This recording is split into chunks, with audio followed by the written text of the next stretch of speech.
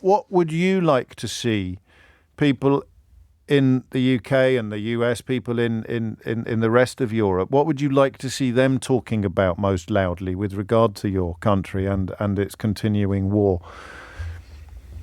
Hello, James. Thank you so much for having me. I think we are at a time right now where we desperately need this switch of perception from helping Ukraine to fight to actually letting us win the war. And I'm saying letting because it implies so many things, starting from the weapons.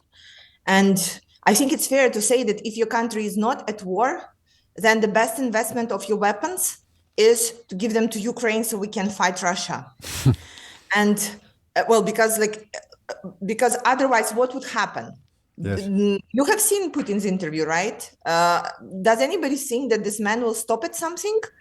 So he will not stop unless he's stopped. And this is what we intend to do. And this is what we have been doing actually pretty successfully. The second point is of letting Ukraine win is make the sanctions finally actually work. So we are facing the second anniversary. And still, when we unwrap the remains of the missiles that hit our homes, we see the Western parts there. So it became a little bit more expensive for Russia and maybe a little bit logistically complicated, but it did not become impossible for them to produce weapons and missiles and everything, and plus trade with Iran and North Korea. Recently there has been a confirmation that the missile that hit Bucha, actually near Bucha, it was North Korean missile. So we are at the situation, our world went there where North Korea not only produces weapons, but exports them and supports other authoritarian regimes. And the third point, and we have been talking about it for so long, is let Putin finance our victory against him. We are talking about this $500 billion of Russian money that are being frozen in democratic countries.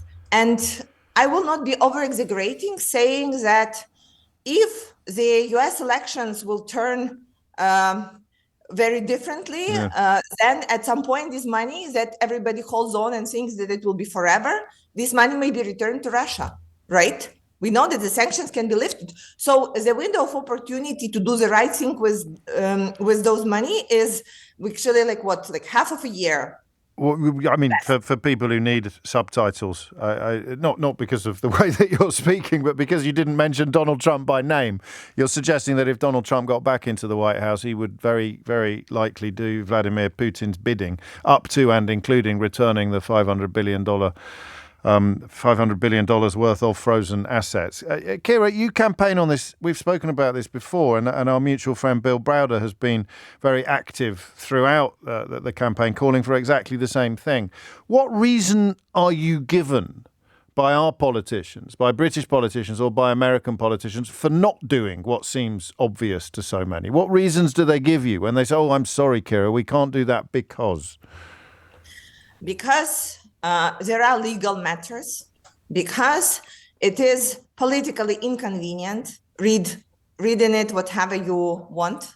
Because there would be elections coming up, because there are so many good Russian people whose money are frozen and who are sponsors of different politicians and who may turn their backs if Russian money are being used for the sake of Ukraine, because it will set an quote unquote dangerous precedent. Yes.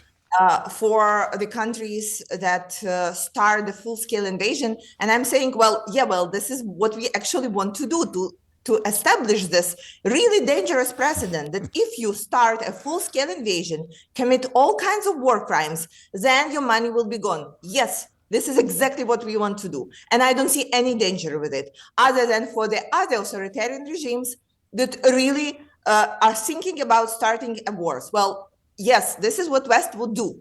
And I think to show that the West means business, it's so important to go ahead with this matter. And actually, by the way, James, I don't think that we've talked about this with you since it happened. Belgium has actually done the first step. Yes. They have taken taxes.